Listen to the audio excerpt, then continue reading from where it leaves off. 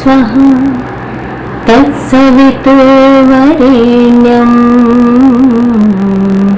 भर्गो देवस्य धीमहि धियो यो नः प्रचोदयात्। ॐ वन्दे भगवतीं देवीं श्रीरामं च जगद्गुरुं पादपद्मे तयो श्रित्वा प्रणमामि मुहुर्मुहुः। आप सभी को प्रणाम। परम पूज्य गुरुदेव पंडित श्री राम शर्मा आचार्य जी के विचार प्रसार में आप सभी का स्वागत है। आज का शीर्षक है अंतर्मन की पुकार है प्रार्थना। प्रार्थना अंतर्मन की पुकार है। जब भी हम संकट में घिरे होते हैं, पीड़ा परेशानी में होते हैं या किसी मुसीबत से बाहर निकलना चाहते हैं तो हम परमेश्वर को पुकारते हैं, उनसे प्रार्थना करते हैं कि वे हमारी मदद करें, हमें उबार लें। प्रार्थना करते समय मन सात्विक विचारों से भरा होता है, भावनाएं उभरती हैं, इसलिए कभी कभी प्रार्थना करते समय सहज ही आंसू झरने लगते हैं। लेकिन सामान्य से दिखने वाली प्रार्थना साधारण नहीं होती, ये अपना प्रभाव असाधारण दिखाती नहीं होती, ये अपना असाधारण प्रभाव भी दिखाती है। प्रार्थना का केवल सामान्य शब्दों को दोहराना मात्र नहीं है, ये कोई इच्छा युक्त सकारात्मक भावना भी नहीं है। प्रार्थना के बारे में यह सोच भी गलत है कि प्रार्थना करने से तुरंत उसका इच्छित परिणाम मिल जाएगा। जैसे किसी दुकान में किसी वस्तु का मूल्य चुकाने पर वो वस्तु मिल जाती है, उसी तरह प्रार्थना बिकाऊ नहीं है। प्रार्थना वो है जिसमें व्यक्ति हृदय की गहराई से स्थिर व एकाग्र होकर भगवान से संवाद स्थापित करता है और अपनी पीड़ा परेशानी कहता है, उसे दूर करने के लिए मदद मांगता है। हृदय की पुकार, श्रद्धा और विश्वास के भाव की अभिव्यक्ति का दूसरा नाम प्रार्थना ही है। प्रार्थना व्यक्ति को विशेष आत्मिक शक्ति प्रदान करती है। इसकी एक विशेषता यह है कि इसे कोई भी व्यक्ति कर सकता है। इसे करने के लिए जाति, वर्ण, धर्म आदि का कोई भेदभाव नहीं है। किसी भी तरह के कर्मकांड की आवश्यकता नहीं है और ये अपना चमत्कारिक प्रभाव सभी के ऊपर समान रूप से दिखाती है। प्रार्थना किसी के साथ कोई भेदभाव नहीं करती, क्योंकि भगवान भाव के भूखे हैं, शाब्दिक जंजालों के नहीं। लेकिन प्रार्थना तभी चमत्कारी होती है जब हमारा अंतर्मन सच्चाई के साथ भगवान को पुकारता है। इस संसार में लगभग सभी लोगों के अंदर कोई न कोई अवगुण है। ऐसा कोई नहीं है जिससे गलती न होती हो, गलत कर्म न होते हों। फिर प्रार्थना भी तो इसीलिए की जाती है कि हम सब इन सब से उबरें। इसलिए प्रार्थना करने का सबको समान रूप से अधिकार है। हमारे जीवन की अंधियारी गलियों व कष्टपूर्ण परिस्थितियों में प्रार्थना ही आशा की किरण बनकर हमारा पथ प्रदर्शन करती है। सात्विक प्रार्थना वो है जो निष्काम हो, अर्थात भगवान से कुछ मांगे नहीं।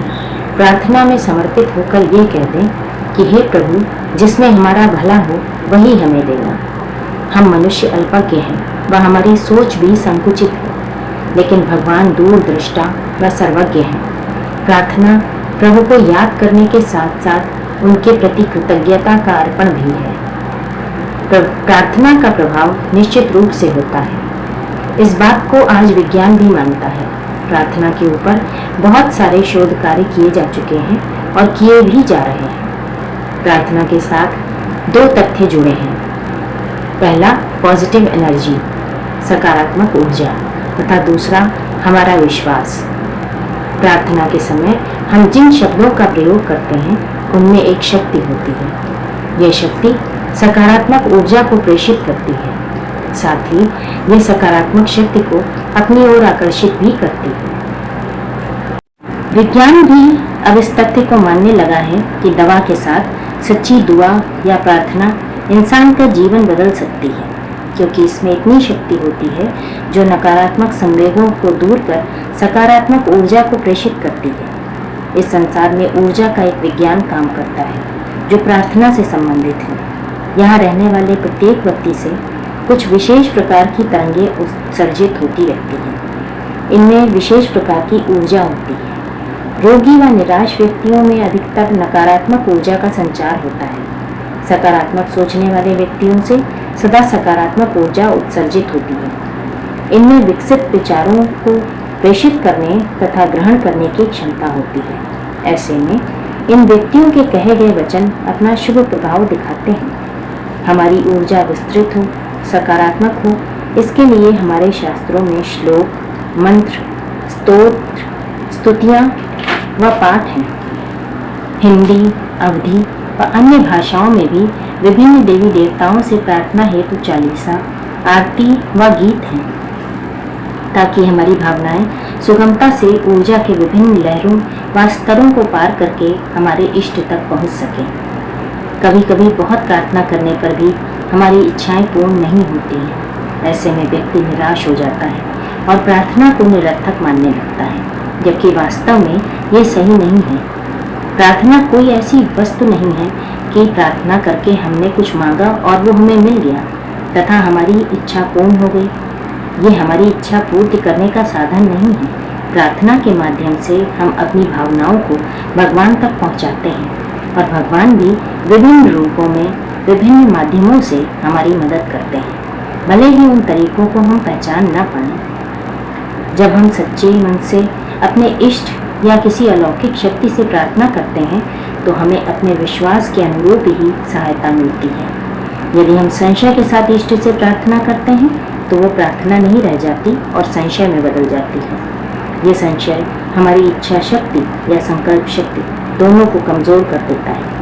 अतः इस भाव के साथ की गई प्रार्थना मूल्यहीन होती है।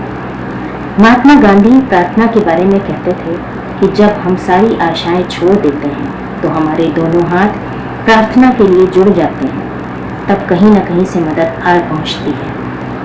प्रसिद्ध चिकित्सा शास्त्री डॉक्टर लैरी डॉसी ने प्रार्थना के चिकित्सकीय पहलू पर एक किताब लिखी, healing words, the power of prayer and the practice of medicine.